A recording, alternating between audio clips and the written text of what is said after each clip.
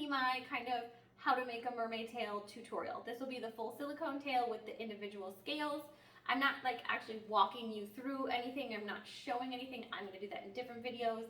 This is more just kind of me telling you what I did, explaining it, and I'm breaking it down into pieces. Some of the pieces are similar, like how you do things, but I think it'll be better if they're in little individual videos rather than putting it all in one big video. It'll kind of make the video shorter, and as you do the different steps, you can just watch one video for that specific step.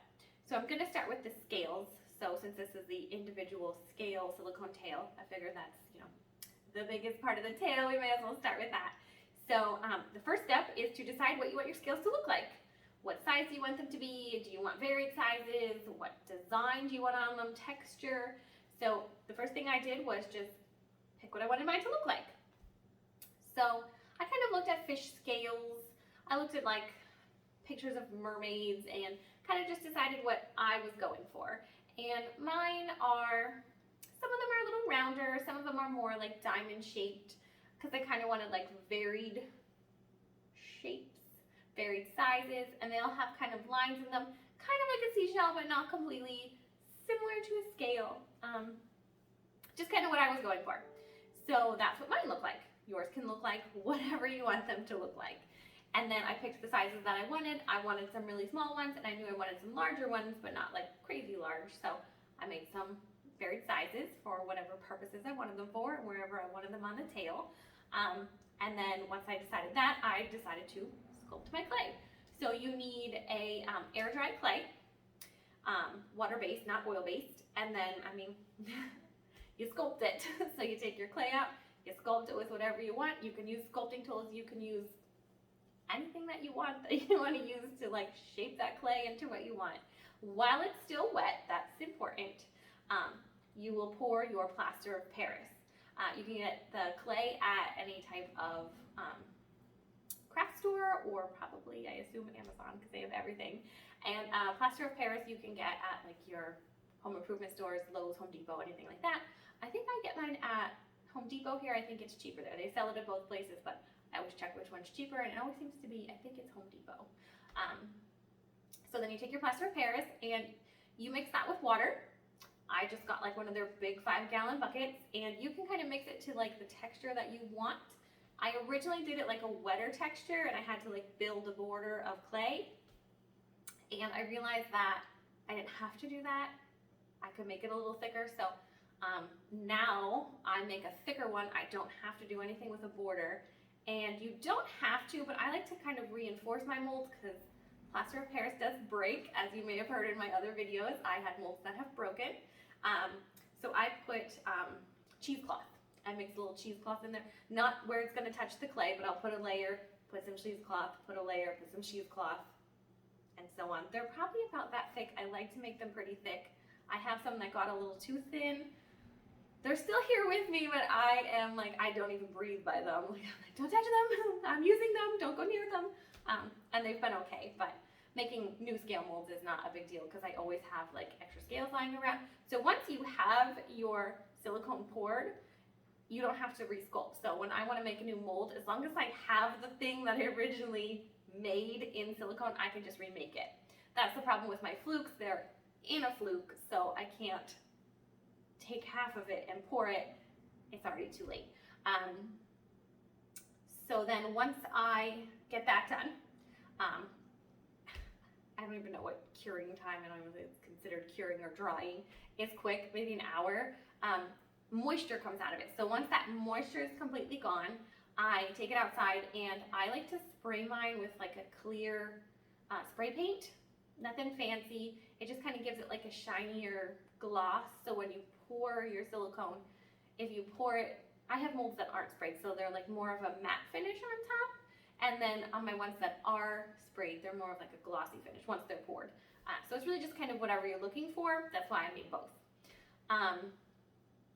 And then that's your mold. So literally it's that easy. And then you get your platinum pure silicone. Dragon Skin is also the name they call it. Skin Safe.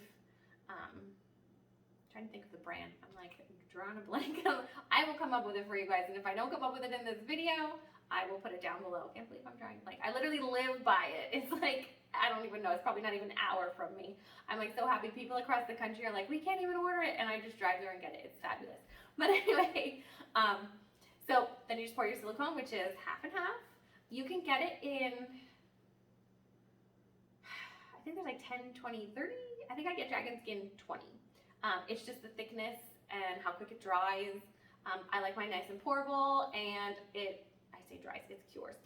It cures in like 2 to 3 hours for like touchability. It does take a little longer for actual curing, but like it's pretty quick if you need to like do a sample and just kind of pull it out and take a look at it. It's not done, but you're able to like pull it out of the mold and look at it. I do that a lot of like, I'm doing colors for someone on Etsy that I want to show them. It doesn't matter to me if it's not fully cured. I'm going to just get rid of it anyway, toss it in my, you know, oopsie pile, which I sell randomly on Etsy once it fully cures. People still like it. If I damage it, I don't put it in my oopsie pile, but it's no big deal if you pull it out at that point.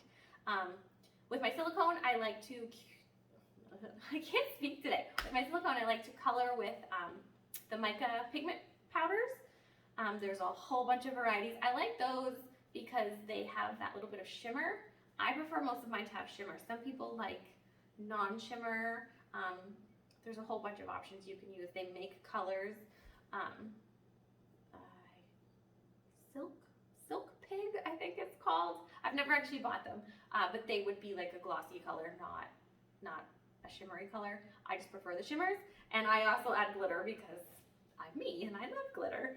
But I offer that as an option on Etsy, so you don't have to have glitter, but I do usually use the Mica, so they're usually shimmery. And then, yeah, you pour it and you have your scale. So that is like, it's literally that simple. I say it like, you know, you're done. That's a long process, but the scales aren't too bad. Like, I want to say when I did my scales, it maybe took me like an hour to like get a couple made. And you don't have to make a ton, because like I said, you know, say you make 5. So you make your 5, you pour them, now you have 5. So then you can pour another mold. So now you have 2 molds and you pour them. And now you can pour more. So do you know what I'm saying? Like, it keeps adding on to itself. So all of those scales you take each time, so you know, you have all them, say you have 20 now. So you can lay out 20 scales and make a mold of 20. So then you pour 20 more, you now have 40. So I don't know how big you want this mold, but you lay out 40 scales and you pour. So it's fabulous because you don't have to continue to keep carving and carving and carving. As long as you like what you have, you can use your silicone to create more. And that's what I've done. So now I have a ton of scale molds, because when I pour them, I like to pour like, I mean, it's like an entire room of molds. Like, you just don't go in my room when I'm pouring, because there are molds everywhere. And that's that. That's how you make the scales. It's really that simple. And I guess next video, I'll do the fluke next video. I'll just kind of walk you through the same thing. Pretty much the same thing, but you know, I'll walk you through it. Okay, so I will see you in the next video.